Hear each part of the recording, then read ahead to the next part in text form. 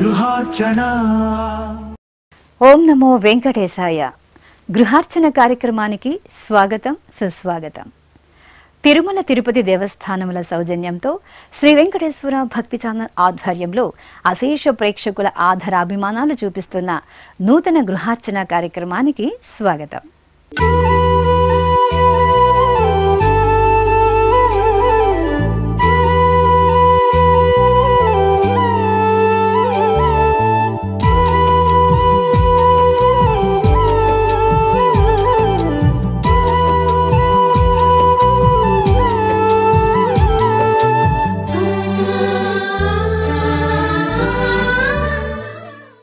ఈరోజు మనం గృహార్చన కార్యక్రమంలో కలియుగ వరదుడై భక్తవత్సలుడై భక్తుల హృదయాలలో కలియుగ శ్రీనివాసునికి జరిగిన పూజా విశేషాలను ఇప్పుడు తిలకిద్దాం.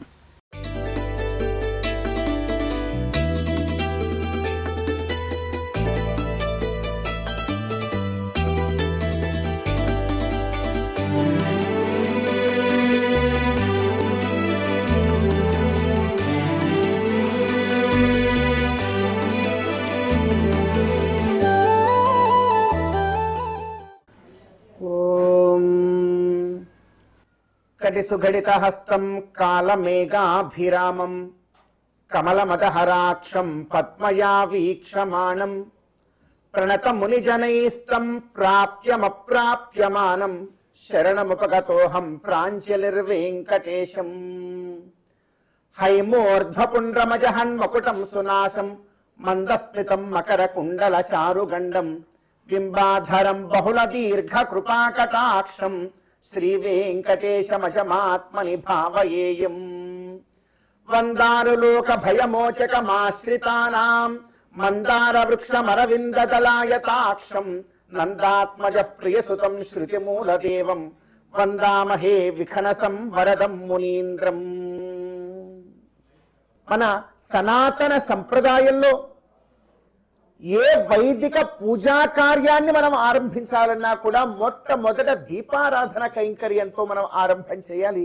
కనుక ఎంతో చక్కగా సాధ్యం త్రివర్తి సంయుక్తం వన్హినా యోజితం ప్రియం అంటారు.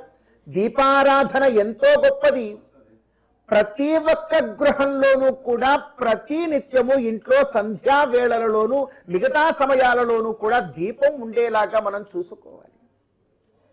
ఇంకా విశేషించి ఈ రోజున ఈ గృహదేవతారాధన కైంకర్యం ప్రతి శుక్రవారము కూడా శ్రీ వెంకటేశ్వర భక్తి ఛానల్ ద్వారా మనం అందరం వీక్షిస్తూ ఉన్నాం.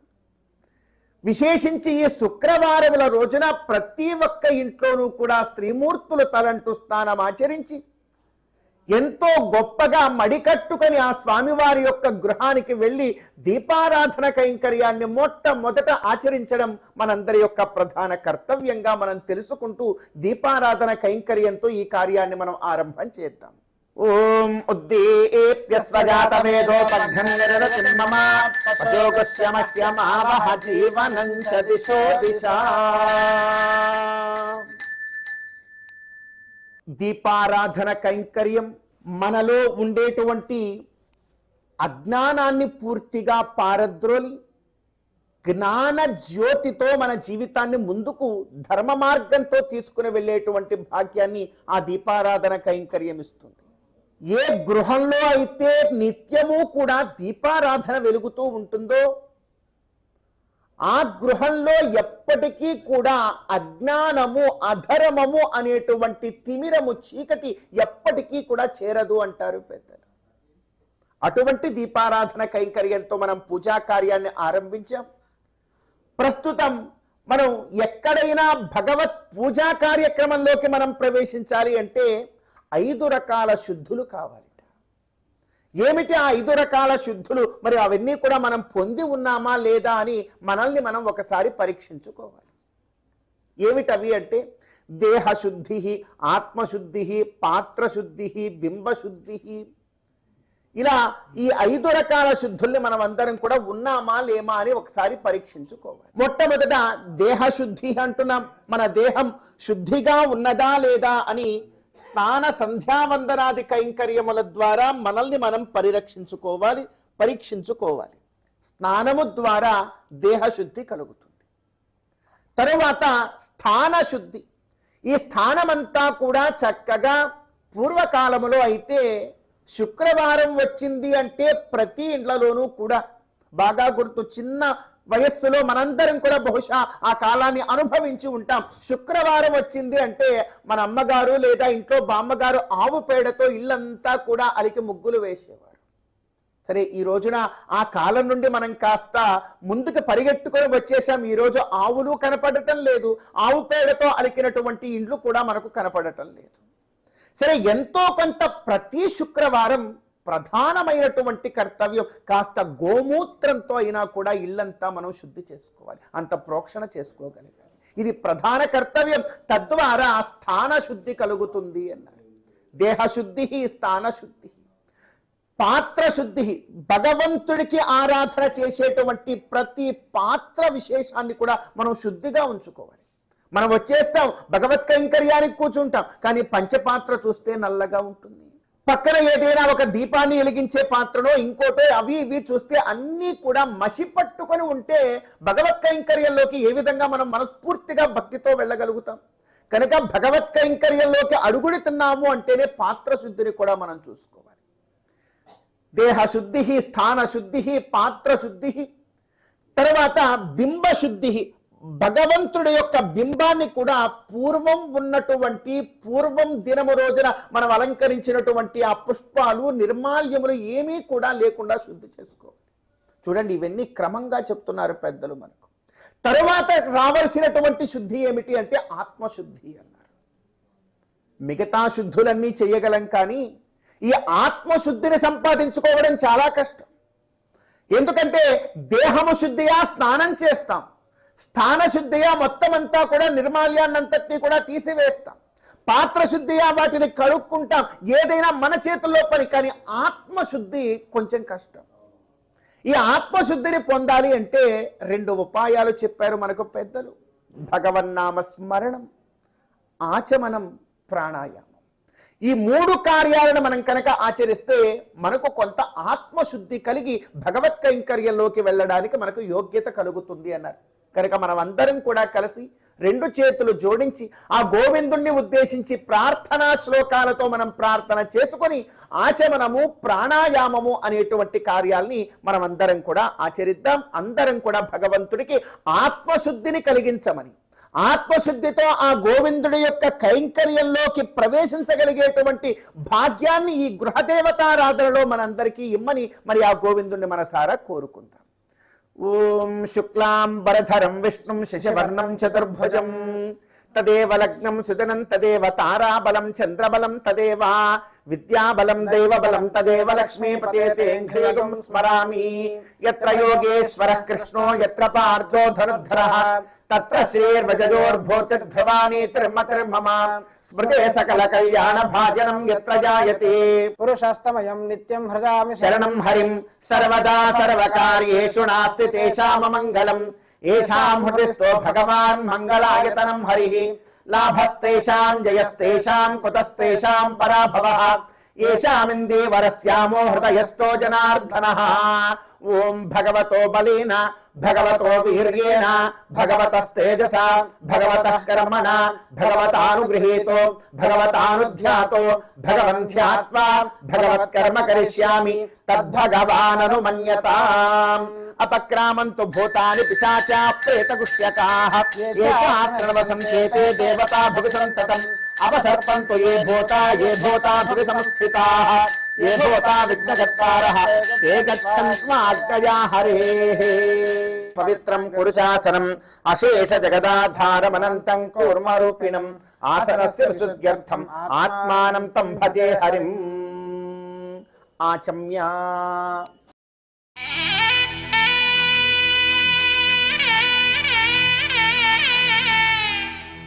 ఎడమ చేత్తో కుడి చేతులు నీళ్లు పోసుకోండి, చేయి తుడుచుకోండి.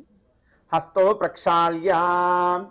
ఓం కేశవాయ స్వాహ, ఓం నారాయణాయ స్వాహ, ఓం మాధవాయ స్వాహ, ఓం గోవిందాయ నమః. మీరు అమ్మగారికి ఇవ్వండి. హస్తో ప్రక్షాళ్య. ఓం కేశవాయ నమః, ఓం నారాయణాయ నమః, ఓం మాధవాయ నమః, ఓం గోవిందాయ నమః. ఈ ఆచమనము ద్వారా భగవత్ కైంకర్యంలో మనమందరం కూడా ప్రవేశించడానికి ఆత్మశుద్ధికారకమైనటువంటి కార్యంగా మహర్షులు మనకు తెలియజేశారు.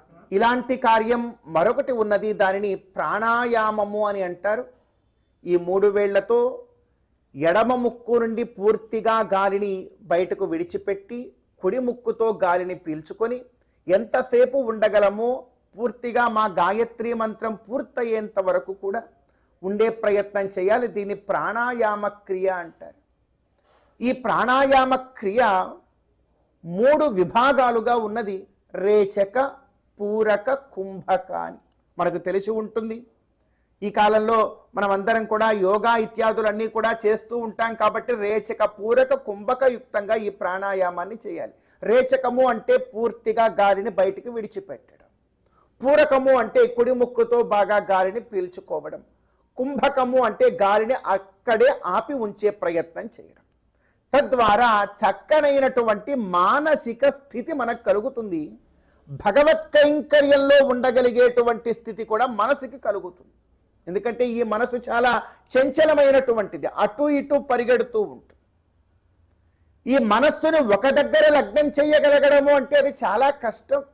అందుకే ఎన్నో సంకీర్తనల్లో కూడా పెద్దలు చెప్తారు, మానస సంచరరి బ్రహ్మణి మానస సంచరరి అంటారు.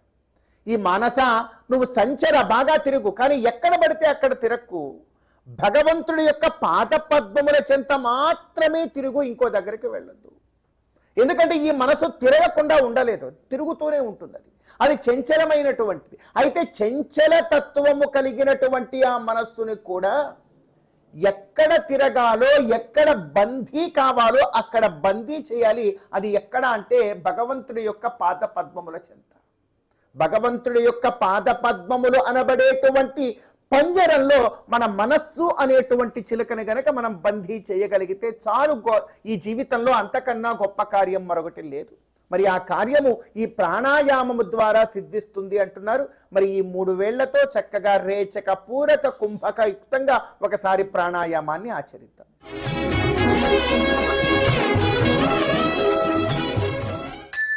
ఓం భూః ఓం భువః ఓం స్వః ఓం మహః ఓం జనః ఓం తపః ఓం సత్యం ఓం తత్సవితుర్వరేణ్యం భర్గో దేవస్య ధీమహి ధియో యో నః ప్రచోదయాత్. ఓమాపో జ్యోతిరసోమృతం బ్రహ్మ భూర్భువస్సువరోం. ఓం భూః ఓం భువః ఓం స్వః ఓం మహః ఓం జనః ఓం తపః ఓం సత్యం ఓం తత్సవితుర్వరేణ్యం భర్గో దేవస్య ధీమహి ధియో యో నః ప్రచోదయాత్. ఓమాపో జ్యోతిరసోమృతం బ్రహ్మ భూర్భువస్సువరోం. తత్సవితుర్వరేణ్యం భర్గో దేవస్య ధీమహి ధియో యో నః ప్రచోదయాత్. ఓమాపో జ్యోతిరసోమృతం బ్రహ్మ భూర్భువస్సువరోం.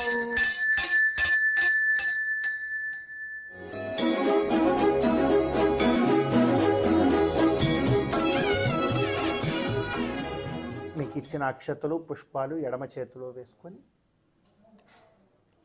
పైన కుడి చేతిని ఈ విధంగా ఉంచి కుడి మోకాలు మీద ఉంచుకోవాలి.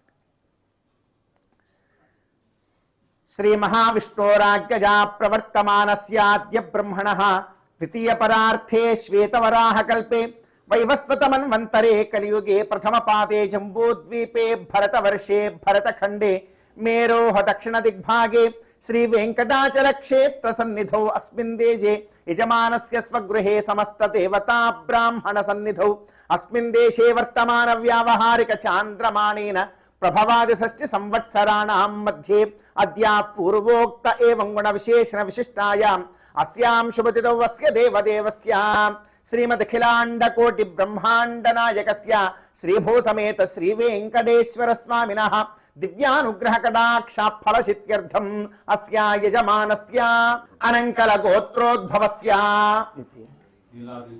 నీలాద్రి చౌదరి నామధేయస్య తస్య ధర్మపత్న్యాః గీతాంజలీనాం యాః పిల్లలు ఉజ్వలానాం యాః అస్య యజమానస్య సహ కుటుంబస్య సకల ఫలావాప్త్యర్థం.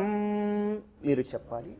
అస్య అస్య దేవదేవస్య దేవదేవస్య భగవతో భగవతో నారాయణస్య నారాయణస్య శ్రియఃపతేః శ్రియఃపతయేః పురుషోత్తమస్య పురుషోత్తమస్య శ్రీమత్ శ్రీమత్ అఖిలాండ కోటి అఖిలాండకోటి బ్రహ్మాండ బ్రహ్మాండ నాయకస్య నాయకస్య శ్రీ వెంకటేశ్వర శ్రీ వెంకటేశ్వర స్వామినః స్వామినః ప్రీత్యర్థం ప్రీత్యర్థం మమ మమ సహకుటుంబస్య సహకుటుంబస్య సకల సకల ఫల ఫల అవాప్త్యర్థం అవాప్యర్థం అద్య అద్య గృహ గృహ దేవతా దేవతా ఆరాధనం ఆరాధనం అహం అహం కరోమి. కరోమి.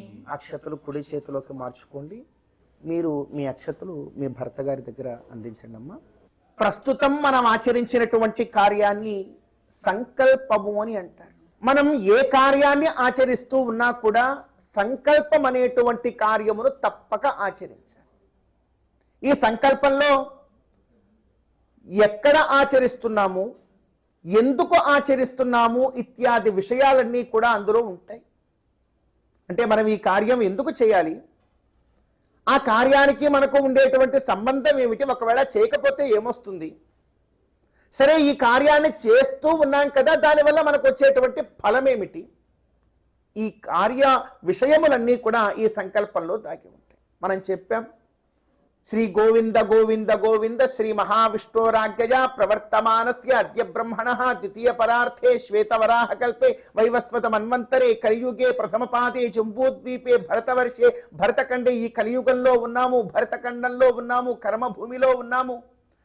ఇలా ఎక్కడ ఉన్నాము, ఏ ప్రాంతంలో ఉన్నామన్నీ కూడా చెప్పాం. శ్రీ వెంకటాచల క్షేత్ర సన్నిధౌ అన్నాం. వెంకటాచల క్షేత్రమునకు అత్యంత చేరువలో తిరుపతి దివ్యక్షేత్రంలో ఉన్నామని కూడా మనం ఆ సంకల్పంలో చెప్పి, మా స్వగృహంలో ఉన్నాము అని చెప్పి, ఆ తరువాత మీ గోత్రనామాలు మన కుటుంబ సభ్యుల పేర్లనన్నింటినీ కూడా మనం ఒకసారి తలుచుకొని, ఇదిగో మేమందరం కూడా చక్కనైనటువంటి ధర్మ మార్గంలో ఆనందదాయకమైనటువంటి జీవిత మార్గంలో ముందుకు వెళ్ళాలి అని ఈ గృహదేవతారాధన చేస్తున్నాను అని మనం సంకల్పం చేశాం.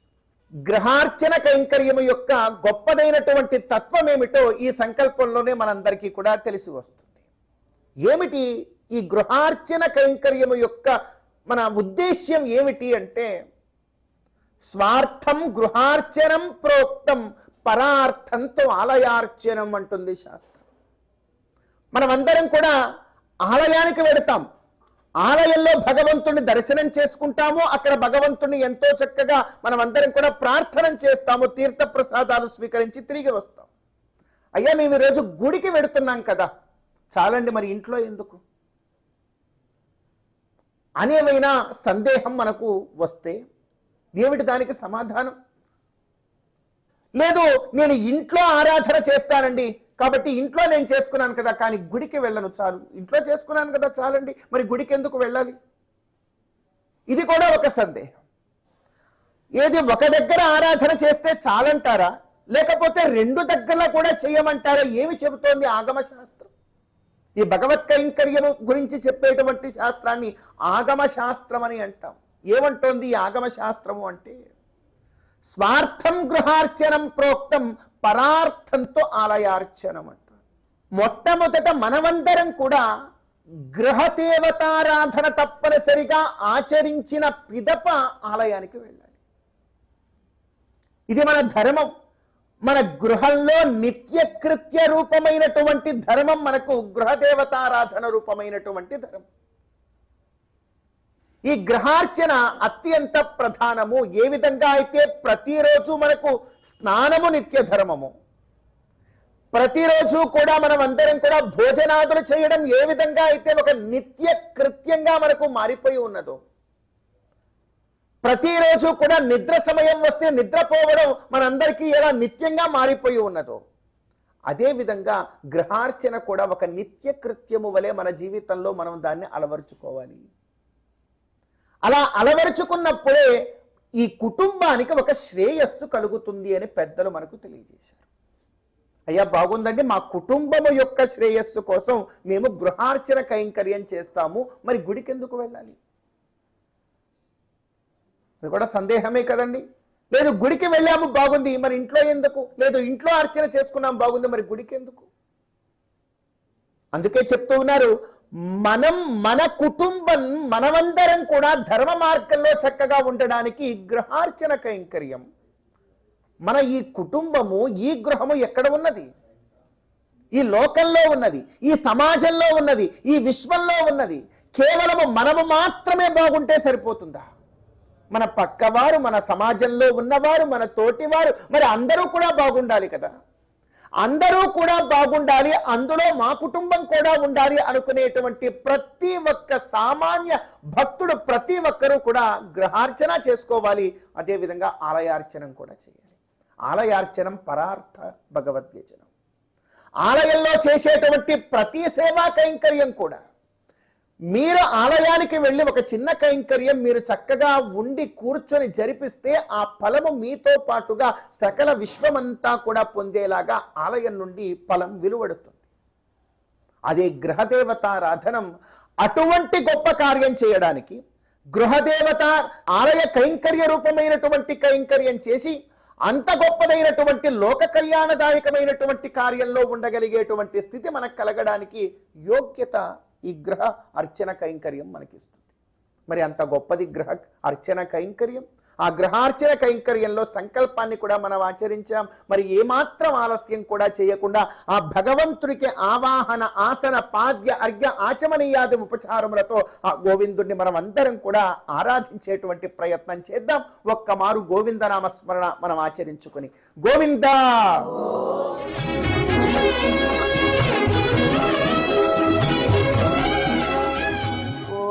ఇదం విష్ణుర్విచక్రమే త్రేధాని దధే పదం సమూఢమస్య పాదముసురే ఆయాతు భగవాన్ పురుషः సగణాస సైన్యస్య శ్రీ సహాయతః దేవతాభిర్మన్యతాం యస్తు గరుడధ్వో నిత్యం శుభస్యానుగామినం తమజం పుండరీకాక్షం భగవంతం ఓం విష్ణుమావాహయామి, ఓం మహావిష్ణుమావాహయామి, సదా విష్ణుమావాహయామి, వ్యాపి నారాయణమావాహయామి. ఓం శ్రియ జాత శ్రియ ఆవిర్యాయ శ్రియం వయోజగద్భో దదాతి శ్రియం వసానామృతత్తమాయం భవనం సత్యాసమిదానుతద్రో ఆయాతు భగవతి శ్రీ స్వర్ణవర్ణా సగణాస సైన్యా శ్రీ పరమపురుష సహాయ సహదేవతాభిర్మన్యతాం యా పద్మాసనా పద్మహస్తా హంస నిర్యాక్షవాహినీ నిత్యముషుభిశ్చానుగామినీం తామజాం పద్మనేత్రీం భగవతీం శ్రీం ఓం శ్రియమావాహయామి, ఓం ధృతీమావాహయామి, ఓం పవిత్రీమావాహయామి, ఓం ప్రమోదాయినీమావాహయామి. మహాలక్ష్మీ సమేత శ్రీ వెంకటేశ్వర స్వామినే నమః ఆవాహనం సమర్పయామి. ఓం ప్రతద్విష్ణుస్తవతే వీర్యాయ మృగోణ భీమః కుజరోగిరిష్టాః యస్యోర్షత్రుషవిక్రమణే స్వధిక్షయంతి భువనాని విశ్వా. శ్రీ భూ సమేత శ్రీ మహావిష్ణవే నమః శ్రీ వెంకటేశ్వర స్వామినే నమః పుష్పేణ ఆసనం పరికల్పయామి. గృహార్చనలో మన గృహంలో వేంచేసి ఉన్నటువంటి ఆ స్వామివారికి ఆవాహనము అనేటువంటి కార్యాన్ని, ఆసనము అనేటువంటి ఉపచారాన్ని మనం ప్రస్తుతం ఆచరించాం. ఆవాహనం అంటే సర్వత్రా వ్యాపించి ఉన్నటువంటి ఆ భగవంతుణ్ణి మన ఆరాధన యోగ్యంగా వచ్చి మన ఎదురుగా కూర్చోమని ప్రార్థన చేయడం. భగవంతుడు ఎక్కడ ఉంటాడు అంటే కేవలము ఒక చోట మాత్రమే ఉంటాడు, లేదా ఒక చోట ఉండడు అనేటువంటిది ఎక్కడా కూడా లేదు. ఆయన సర్వత్రా వ్యాపించి ఉంటాడు. ఆయన లేని ప్రదేశమే లేదు. మన ముందు ఉన్నాడు, వెనకాతల ఉన్నాడు, కుడివైపున ఉన్నాడు, ఎడమ వైపున ఉన్నాడు, కింద ఉన్నాడు, పైన ఉన్నాడు. ఆయన లేని ప్రదేశం ఏమిటి?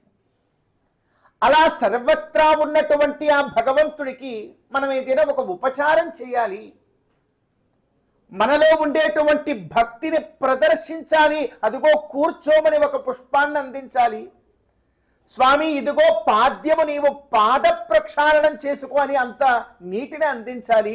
భగవంతుడికి ఒక చక్కనైనటువంటి పానీయాన్ని ఇవ్వాలి, ఫలాన్ని నివేదించాలి అంటే ఎడిదిరిగి చేస్తాం. వెనకాల ఉన్నాడు భగవంతుడు, ముందు ఉన్నాడు భగవంతుడు, సర్వత్రా ఉన్నాడు భగవంతుడు. ఎలా మనం ఆచరించాలి అంటే అలా మనం భక్తితో చెయ్యాలి అనుకున్నటువంటి ఒక పూజా కైంకర్యాన్ని స్వీకరించడానికి మన ఎదురుగా వచ్చి కూర్చుంటాడు భగవంతుడు. అలా కూర్చోపెట్టేటువంటి స్థితిని, కార్యాన్ని మనం ఆవాహనం అని పిలిచాం. అంతా దాగి ఉన్నటువంటి గోవిందుణ్ణి ఇదిగో ఈ దివ్యమంగళ విగ్రహంలోనే ఉండవయ్యా, అలా ఉండి నేను ఇచ్చేటువంటి కైంకర్యాన్ని, నేను ఇచ్చే భక్తితో ఇచ్చే ఉపచారాన్ని నీవు స్వీకరించు అని ప్రార్థన చేసి అదిగో ఒక పుష్పంతో ఆసనం అనేటువంటి కైంకర్యం చేశాం. తరువాత ఇక్కడ నుండి పాద్యం అంటే పాద ప్రక్షాళనం చేసుకోమని, అర్ఘ్యం అంటే చేతులు శుభ్రం చేసుకోమని, ఆచమనం అంటే అంత పానీయాన్ని, అంటే మన ఇంటికి వచ్చినటువంటి అతిథికి మనం ఏమేమి కార్యాలైతే చేస్తాము, కేవలం ఇంటికి వచ్చినటువంటి అతిథి కాదు ఈయన, నిత్యము నిరంతరము మనతోనే ఉండేటువంటి తోడు కదా, మరి ఆయనకి ఎంత గౌరవంగా చేయాలి. మీ ఇంటికి ఎవరైనా ఒక అతిథి వస్తే ఎన్ని చేస్తారమ్మా? హడావిడి చేస్తారు. ప్రతిరోజు ఇంటిని ఎలా శుభ్రంగా ఉంచుకుంటామో దానికి రెట్టింపు ఉంచుకునే ప్రయత్నం చేస్తాం ఎవరైనా మన ఇంటికి వస్తున్నారు అని తెలియగానే. ఇంతమంది స్త్రీమూర్తులు ఉన్నారు కదా, మీకు ఇది బాగా అలవాటే కదా. మన ఇంటికి ఈరోజు ఎవరు రారు అనుకుంటే ఒకలా ఉంటుంది ఇల్లు, ఈరోజు మన ఇంటికి ఎవరైనా వస్తున్నారు అనగానే మన ఇంటి పరిసరాలన్నీ చాలా మార్చేస్తాం. ఎందుకంటే వారి దృష్టిలో మరి మన ఇల్లు చాలా శుభ్రంగా ఉండాలి అని మనకు ఉండేటువంటి ఒక కోరిక. అందరూ అంతే, సకల విశ్వంలో ఉన్న వారందరూ కూడా అంతే.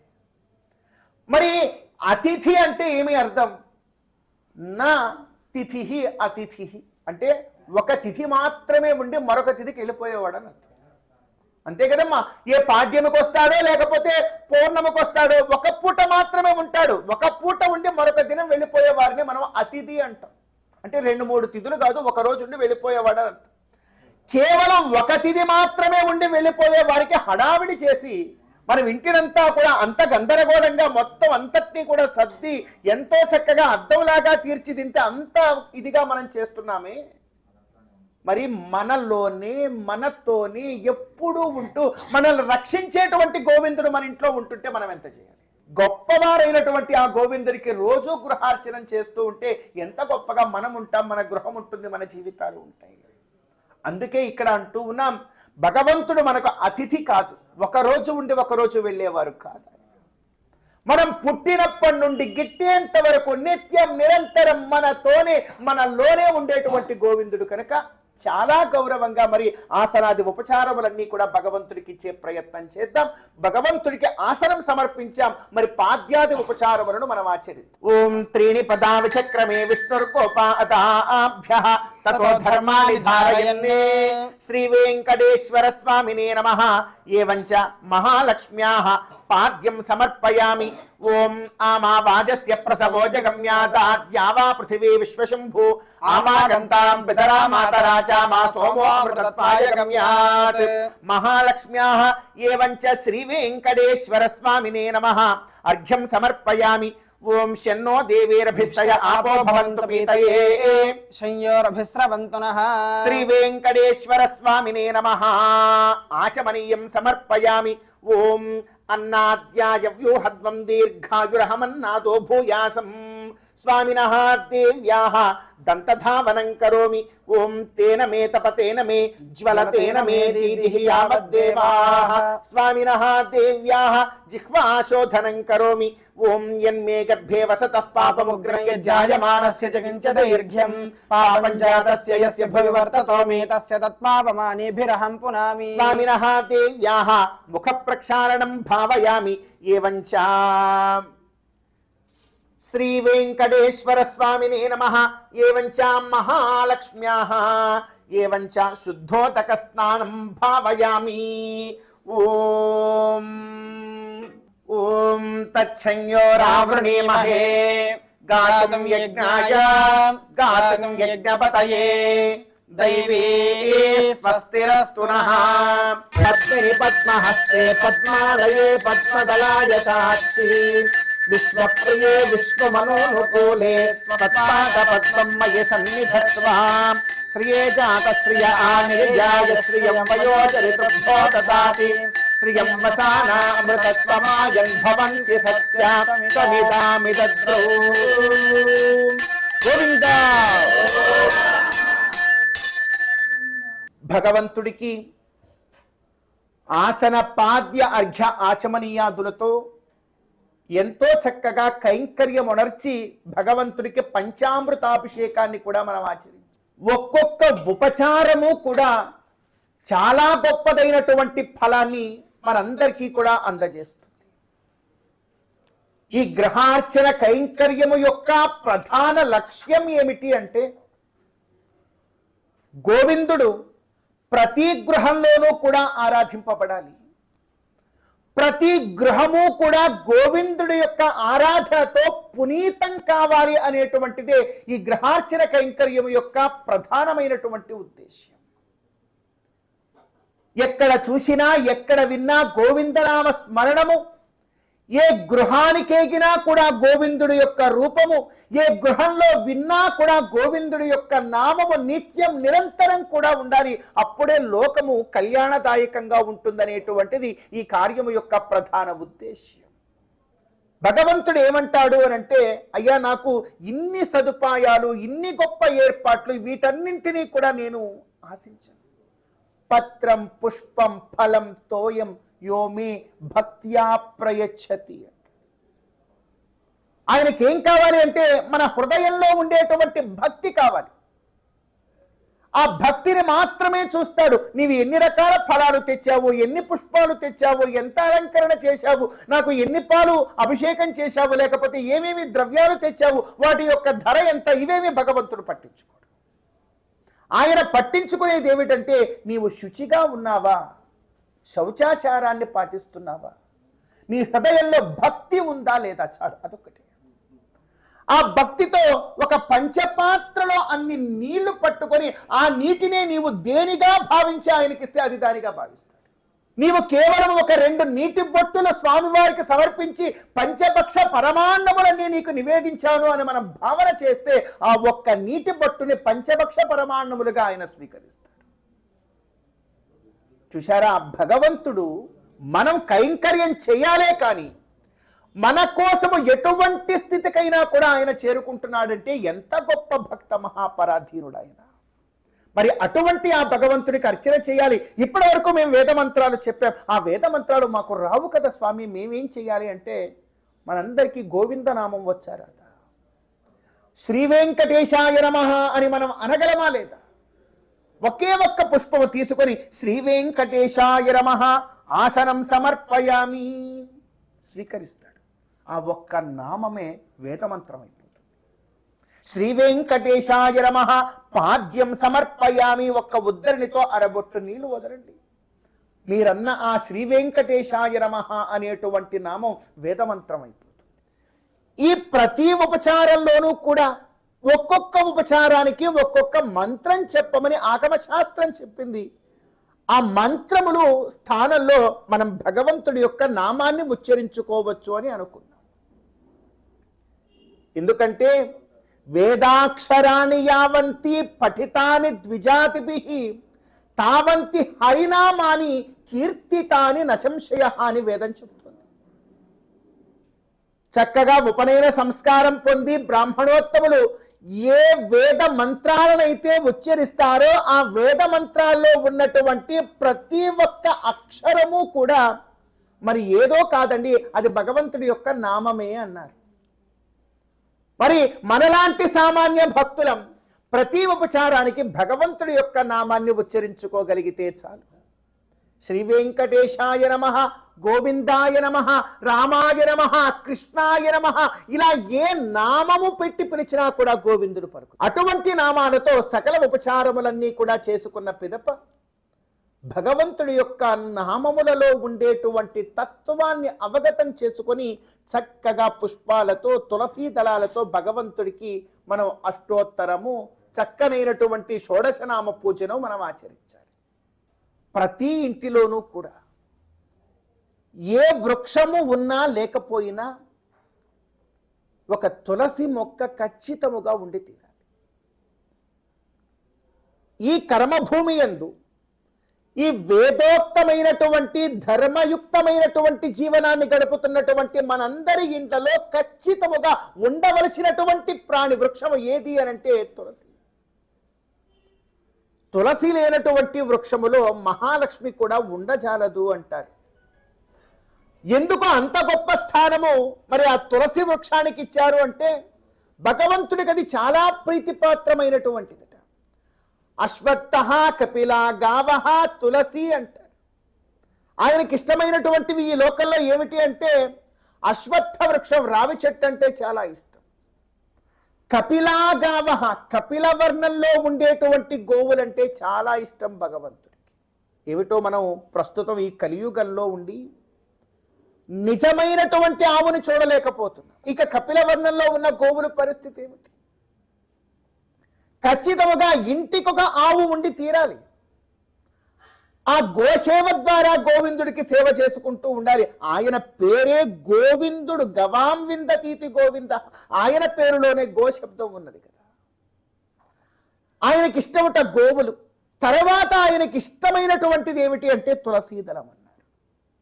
ఆ తులసీదళంతో ఒక్కసారి ఆయన పాదాల చెంత తులసీదళాన్ని పెట్టగలిగే ఒక్క ప్రయత్నం మనం చేస్తే చాలు, జన్మ జన్మాంతర సుకృతాన్ని మనం అందరం కూడా పొందగలుగుతాం.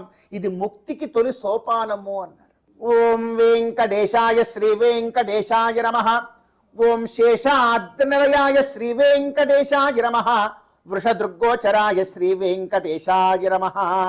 నారాయణాయ శ్రీ వెంకటేశాయ నమః. శేషాద్రినిలయాయ శ్రీ వెంకటేశాయ నమః.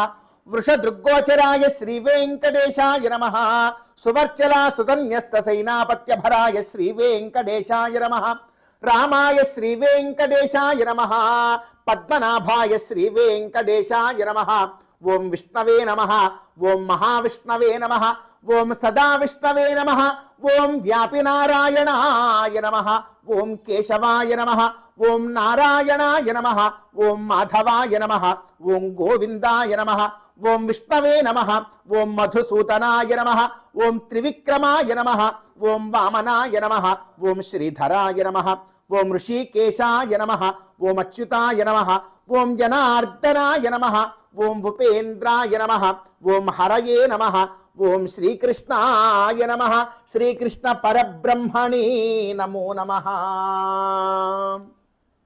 శ్రీ వెంకటేశ్వర స్వామినే నమః.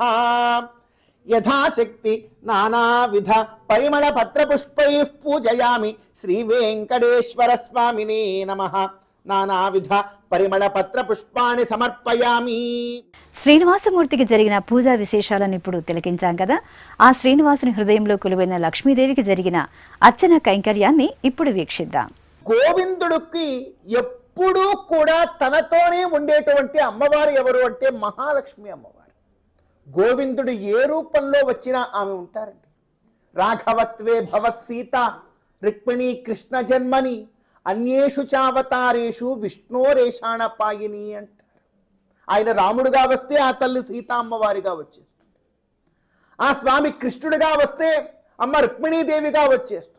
మత్స్య కూర్మ వరాహ నారసింహ వామన పరశురామ రాఘవ బలభద్ర ఇలా ప్రతి అవతారంలోనూ కూడా ఆ తల్లి తోడు ఉంటుంది. ఆ తల్లి తోడు లేనిదే భగవద్ అవతారం ఎప్పటికీ కూడా పూర్తి కాదు. మీరు అడగవచ్చున సందేహం, అయ్యా మొట్టమొదటి అవతారం మత్స్యావతారంలో భగవంతుడు వచ్చాడు కదా, మరి అమ్మవారు ఎక్కడుందండి? మత్స్యావతారంలో ఎక్కడైనా అమ్మవారు కనపడుతుందా మనకు? మత్స్యావతారంలో ఏమి గొప్ప కార్యం చేశారు భగవంతుడు అంటే, ఎక్కడో రసాతలంలో దాచి ఉంచినటువంటి వేదములను తీసుకురావడానికి భగవంతుడు ఎక్కడో సముద్రపు అడుగున ఉన్నాయి కనుక, సముద్రాన్ని ఈదుకుని వెళ్ళి వేదములను తీసుకురావాలి కనుక తాను చేపలాగా మత్స్య రూపాన్ని ధరించి వచ్చేశాడు. భగవంతుడి యొక్క అవతారాలు ఎలా ఉంటాయి అంటే, అప్పుడు ఆ క్షణం ఎలా వస్తే బాగుంటుందో అలా వచ్చేస్తాడు. మత్స్యావతారంలో వచ్చాడు భగవంతుడు, సముద్రాన్ని ఈదాడు, అమిత వేగంగా ఈదాడు. ఆ మత్స్యము ఈదడానికి అటు ఇటు ఒక చిన్న రెక్కలు మొప్పలు ఉన్నాయిట. ఆ ఈదడానికి ఉపకరించినటువంటి ఆ మొప్పలు ఏమిటి అంటే అమ్మవారు అన్నారు.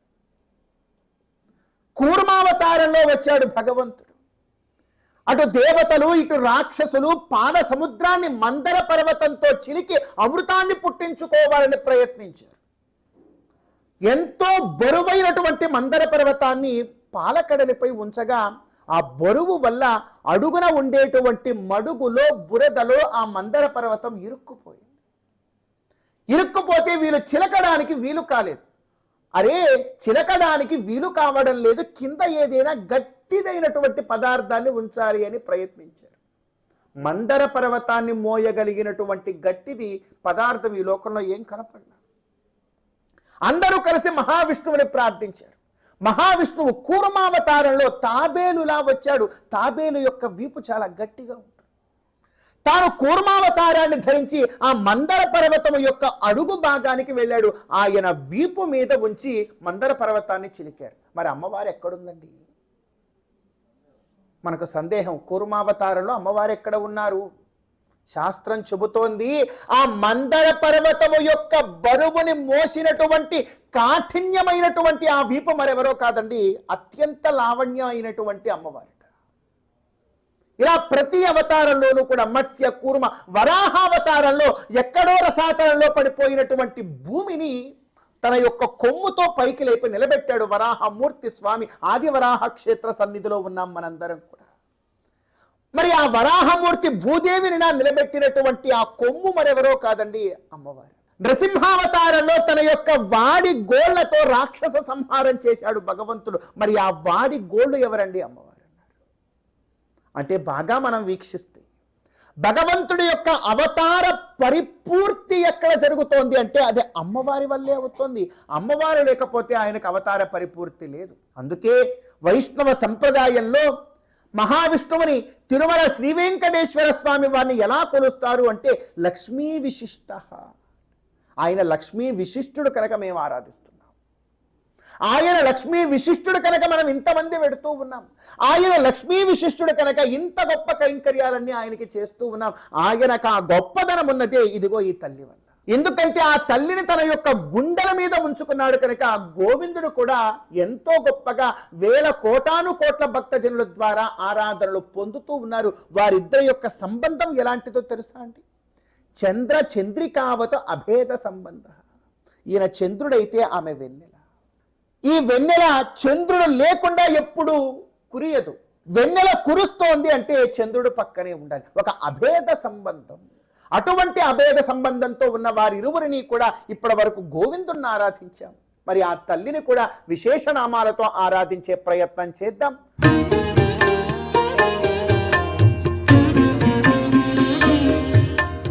ఓం శ్రీయై నమః, ఓం ధృత్యై నమః, ఓం పవిత్రయై నమః, ఓం ప్రమోదాయిన్యై నమః, ఓం శ్రీం శ్రీయై నమః, ఓం శ్రీం లోకధాత్ర్యై నమః, ఓం శ్రీం బ్రహ్మమాత్రే నమః, ఓం శ్రీం పద్మనేత్రాయై నమః, ఓం శ్రీం సురత్నాంగదకేయూర కాంచీనూపుర శోభితాయై నమః, ఓం శ్రీం యక్షకర్దమ సంలిప్త సర్వాంగాయై నమః, ఓం శ్రీం కటకోజ్వలాయై నమః, ఓం శ్రీం మాంగళ్యాభరణైశ్చిత్రైర్ముక్తాహారై విభూషితాయై నమః, ఓం శ్రీం తాటంకైరవతంశైశ్చ శోభమాన ముఖాంబుజాయై నమః, ఓం శ్రీం హరివల్లభాయై నమః, ఓం శ్రీం రుగ్యజుస్తామరూపాయై నమః, ఓం శ్రీం అబ్దిజాయై నమః.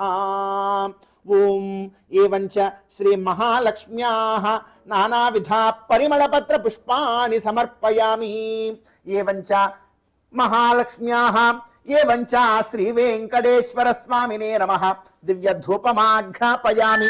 ఓం ఇమే ధూపాస్వరభినో దివ్య ధూపాదివాసితాః బ్రహ్మ పవిత్రేణ పూత సూర్యస్య రశ్మిభిః పరోమాత్తయా తనువా వృధారణతే మహిత్వమన్వస్నువంతి. ఏతే విజ్ఞరదసి పృథివ్యా విష్ణో దేవత్వం పరమస్య విత్సే. శ్రీభూ సమేత శ్రీ మహాలక్ష్మీ సమేత శ్రీ వెంకటేశ్వర స్వామినే నమః దివ్య ధూపమాఘ్రాపయామి. ఏవంచ స్వామినః ప్రత్యక్ష దీపం దర్శయామి. శుభ్రాజ్యోతిష్య దేవానాం తేజస్య సతత ప్రభః ప్రభాస్కరో మహాతేజా దీపోయం ప్రతిగృహ్యతాం. స్వామినః ప్రత్యక్ష దీపం దర్శయామి. शुभ्रा ज्योतिस्य देवानां तेजस्य सततप्रभः प्रभास्करो महातेजा दीपोऽयं प्रतिगृह्यताम् विष्णोः कर्माणि पश्यत यतो व्रतानि पत्पशे इन्द्रस्य विद्यस्तथाम् स्वामिनः प्रत्यक्षदीपं दर्शयामि श्रीवेङ्कटेश्वर स्वामिने नमः अर्घ्यं समर्पयामि स्वामिनः आचमनीयं समर्पयामि श्रीवेङ्कटेश्वर स्वामिने नमः अर्चना कैङ्कर्य साफल्यार्थं सर्वशान्त्यर्थं स्वामिनः नारिकेल सकले निवेदयामि ओम अग्न आयाहि वीतये गृणानो हव्यतातये निहोता सत्सि बर्हिषि एवञ्च श्रीवेङ्कटेश्वर स्वामिने नमः अर्चना कैङ्कर्य साफल्यार्थं सर्वशान्त्यर्थं नारिकेल सकले निवेदयामि फलोपहारान् निवेदयामि ओम अग्न आयाहि वीतये गृणानो हव्यतातये निहोता सत्सि बर्हिषि ओम तदस्य प्रियमभिपाठो अस्यान्नरो यत्र देवयवो मदन्ति ओम तद्विष्णो परमं पदगुं सदा पश्यन्ति सूरजः दिवेव चक्षुराततं तद्विप्रासो विपन्यवोजाग्रुवां सत्समिन्धते विष्णोर्यत्परमं पदम् ओम श्रियः कान्ताय कल्याणनिधये निधयेऽर्थिनां श्रीवेङ्कटनिवासाय श्रीनिवासाय मङ्गलम् लक्ष्मी सविभ्रमालोकशुद्धो विभ्रमचक्षुषे चक्षुषे सर्वलोकानां वेङ्कटेशाय मङ्गलम् कल्याणाद्भुतगात्राय कामितार्थप्रदायिने श्रीमद्वेङ्कटनाथाय श्रीनिवासाय मङ्गलम् स्वामिनः नीराजनं दर्शयामि श्रीवेङ्कटेश्वर स्वामिने नमः सर्वोपचारान् समर्पयामि गोविन्द गोविन्द ఏడుకొండలవాడ వెంకటరమణ గోవింద ఆపదముక్తులవాడ అనాథరక్షక గోవింద ఓం రాజాధిరాజాయ ప్రసంగ సాహిని నమో వయం వై శ్రవణాయ కుర్మహే సమే కామాన్ కామకామాయ మహ్యం కామేశ్వరో వై శ్రవణో దదాతు కుబేరాయ వై శ్రవణాయ మహారాజాయ నమః ఓం తద్బ్రహ్మ ఓం తద్వాయుః ఓం తదాత్మా ఓం తత్సత్యం ఓం తత్సర్వం ఓం తత్పురోర్నమః అంతస్యరతి భూతేషు గుహాయాం విశ్వమూర్తిషు త్వం యజ్ఞస్త్వం వషట్కారస్త్వం ఇంద్రస్త్వం రుద్రస్త్వం విష్ణుస్త్వం బ్రహ్మత్వం ప్రజాపతిః త్వం తదాప ఆపో జ్యోతిరసోమృతం బ్రహ్మ భూర్భువస్వరోం అథైతం విష్ణవే చరుర్నిర్వపతిః యజ్ఞో వై విష్ణుః యజ్ఞ ఏవాంతతః ప్రతిష్ఠతి స్తోత్ర జహోతి విష్ణవే స్వాహా యజ్ఞాయ స్వాహా प्रतिष्ठाये स्वाहेति ओम नारायणाय विद्महे वासुदेवाय धीमहि तन्नो विष्णुः प्रचोदयात् ओम महादेव्यै च विद्महे विष्णुपत्न्यै च धीमहि तन्नो लक्ष्मीः प्रचोदयात् श्री भू समेत श्री महालक्ष्मी समेत श्री वेंकटेश्वर स्वामिने नमः सुवर्ण दिव्य मंत्र पुष्पं समर्पयामि छत्रं समर्पयामि चामरेर्वीजयामि नृत्यं दर्शयामि वाद्यं घोषयामि समस्त शक्योपचार भक्त्युपचार पूजां समर्पयामि अस्य देवदेवस्य श्रीमदखिलाण्ड कोटि ब्रह्माण्ड नायकस्य आदिमध्यान्तरहितस्य परव्यूह विभवान्तर्याम्यर्चा स्वरूपेषु अर्चावतारधारिणः श्री वेंकटेश्वर स्वामिने नमः एतावत्पर्यन्तं कृता गृहार्चन कैङ्कर्ये मंत्रलोपे क्रियालोपे द्रव्यलोपे श्रद्धालोपे कर्म विपर्यासे काल विपर्यासे सत्य सर्वं यथा शास्त्रानुष्ठितं भूयादिति भवन्तो महन्तो न गृह्णन्तु तथास्तु एवञ्च अनेन गृहार्चन कैङ्कर्येण अस्मिन् देशे स्थितानाम् अस्मिन् प्रपञ्चे स्थितानां सर्वेषां भक्तजनानां तेषां स्वगृहेषु नित्यं प्रतिनित्यं भगवतः दिव्य कैङ्कर्य महाभाग्य बल सिद्धिर्भूयादिति भवन्तो महन्तो न गृह्णन्तु तदास्तु एवञ्च अस्मिन् गृहे स्थितस्यास्य यजमानस्य एवञ्च अस्य यजमानस्य बान्धवानां सर्वेषां स्वामिनः परिपूर्णानुग्रह कटाक्षबल सिद्धिर्भूयादिति भवन्तो महन्तो न गृह्णन्तु तथास्तु सत्याह्येता आशिषः सन्तु समस्त सन्मङ्गलानि भवन्तु స్వస్తి ప్రజాభ్యః పరిపాలయంతాం న్యాయేన మార్గేణ మహీం మహిషాః గోబ్రాహ్మణేభ్యః శుభమస్తు నిత్యం లోకా సమస్తా సుఖినో భవంతు. చక్కనైనటువంటి ప్రార్థనతో భగవంతుడి యొక్క నివేదనతో మంత్రపుష్పంతో మంగళహారతితో ప్రతినిత్యం గృహార్చన కైంకర్యం చేసుకోగలగడం అనేటువంటిది ఒక భాగ్యం. అది మన యొక్క నిత్య కృత్యము కూడా. అప్పుడే ఆ గృహ వైభవం అంతా కూడా ఆచంద్ర తారార్కం నిలబడుతుంది అంటారు పెద్దలు. మన శాస్త్రీయ నానుడి ఉన్నది మన సంప్రదాయంలో, సనాతన ధర్మంలో.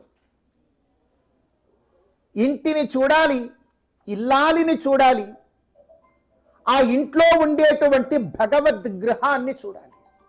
ప్రతి ఇంట్లో ఉండేటువంటి ఆ భగవద్గృహం ఎంత వైభవంగా ఉంటుందో వారింట్లో ఉండేవారు కూడా అంత ప్రశాంతంగా వైభవంగా ఉండగలుగుతారు.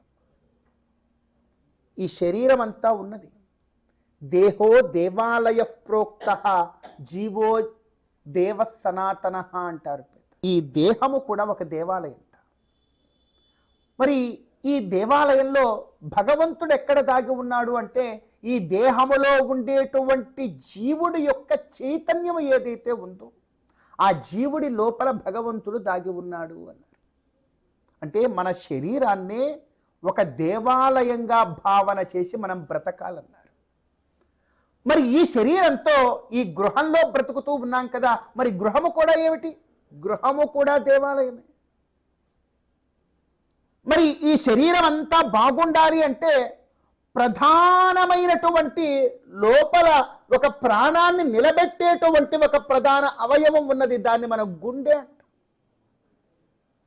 మనం ఎక్కడైనా ఏదైనా బాధ కలిగినా ఏం జరిగినా కూడా ఆ గుండె మీద చెయ్యి వేసుకొని మనం అన్నీ మాట్లాడతాం. ఈరోజు నేను చాలా ఆనందంగా ఉన్నానని గుండెల మీద చెయ్యి వేసుకొని చెప్తాం. ఈరోజు నాకు దుఃఖంగా ఉన్నది అని కూడా గుండెల మీద చెయ్యి వేసుకునే చెప్తాం. ఎక్కడైనా ఏదైనా వాగ్దానం చేస్తున్నా, ఏదైనా గొప్ప కార్యము చేస్తున్నా కూడా, మనం ఏదైనా గొప్ప విజయం సాధించినా కూడా మన గుండెల మీద చెయ్యి వేసుకుని ఆహా నేను చేశానంటాం. అంటే చూడండి, ఇంత శరీరంలో ప్రధానమైనటువంటిది ఈ గుండె. అదేవిధంగా ఇంత గృహంలో, ప్రతి గృహంలో మరి ఈ శరీరములో గుండె యొక్క స్థానము ఎంత పదిలమైనటువంటిదో మన గృహంలో దేవతా గృహము యొక్క స్థానం అంత పదిలమైనటువంటిది. ఈ శరీరానికి గుండె ఎంత ప్రాధాన్యత కలిగి ఉంటుందో ప్రతి గ్రహానికి కూడా దేవతా గ్రహం అనేటువంటిది అంతే సమ ప్రాధాన్యత కలిగి ఉంటుంది. ఈ గుండె పదిలంగా ఉంటే మనం అందరం ఆరోగ్యంగా ఆనందంగా ఉండగలుగుతాం. మరి దేవతా గృహం పదిలంగా ఉంటే మనం అందరం ఆనందంగా ఎంతో చక్కగా జీవనాన్ని గడపగలుగుతాం. కాబట్టి ఈ గ్రహ దేవతారాధన కైంకర్యము ద్వారా, ఈ గ్రహార్చన ద్వారా శ్రీ వెంకటేశ్వర భక్తి ఛానల్ తిరుమల తిరుపతి దేవస్థానములు సకల భక్తజనులకు చెప్పగలుచుకున్నటువంటిది ఒకే ఒక్క మాట ఏమిటంటే, కేవలము మీ గుండెను మాత్రమే మీరు పదిలంగా ఉంచుకోకండమ్మా, మీ కుటుంబము యొక్క గుండెని పదిలంగా ఉంచుకోండి.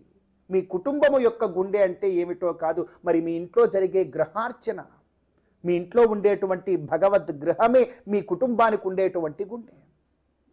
దానిని మనం ఎంత పదిలంగా జాగ్రత్తగా ఆరాధన కైంకర్యాలతో చక్కగా మనం ఆచరిస్తుంటామో మన కుటుంబము ఆచంద్ర తారార్కం అంత ఆనందంగా ఉండగలుగుతుంది. ఇది మనకు సనాతన ధర్మం నేర్పిస్తున్నటువంటి గొప్పదైనటువంటి కైంకర్యం.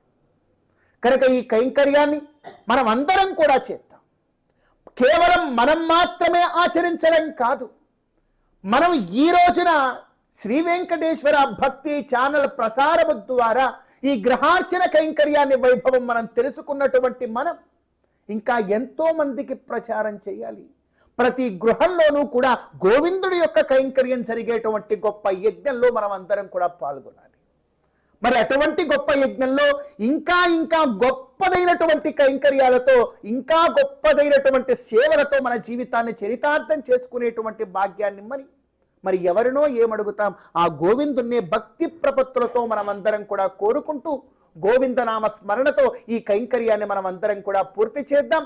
ప్రతి ఒక్కరూ రెండు చేతులు జోడించాలి. జోడించినటువంటి చేతుల్ని ఇలా శిరస్సు మీద ఉంచుకొని గోవిందనామ స్మరణ చేద్దాం. గోవిందా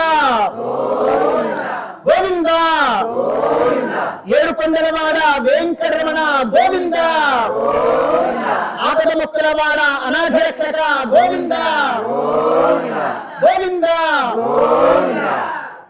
గృహార్చన కార్యక్రమంలో భాగంగా ఈ వారం స్వామి అమ్మవార్లకు జరిగిన పూజా విశేషాలను ఆనందంగా వీక్షించాం కదా. మరొక గృహార్చన కార్యక్రమంలో మళ్ళీ కలుద్దాం. ఓం నమో వెంకటేశాయ.